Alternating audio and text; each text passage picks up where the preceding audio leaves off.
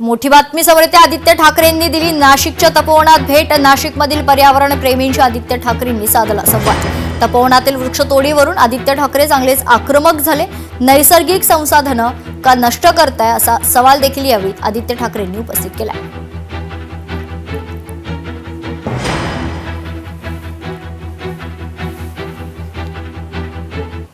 भाजप जे काही natural resource या देशामध्ये आहे ते नष्ट करायला का निघालाय हा एक प्रश्न त्यांनी विचारावा. आणि त्यांच्या पुढच्या पिढीचं काय, त्यांना त्यांचे पुढच्या पिढीचे मित्र वगैरे विचारत नाहीत का की तुमचे आई वडील जे आता आमदार खासदार नगरसेवक असतील ते झाडं का कापतायत, ते आमचं भवितव्य का खराब करतायत, कोणी त्यांना विचारत नाहीये. बघा, जो आपला धर्म आहे त्याच्यात पंचमहाभूतांची पूजा व्हायची आणि तेच जर हे प्रदूषित करत असेल आणि कापायला निघाले असतील तर मग अजून काय. आम्ही जे माझी वसुंधरा म्हणून जी योजना आणली होती ती हीच होती ना, पंचतत्वांची पूजा आणि पंचतत्वांना प्रदूषणापासून मुक्त करायचं. हे पंचतत्वांनाच जर पूर्ण संपायला निघाले असतील तर मग हे कुठचा धर्म पाळतात.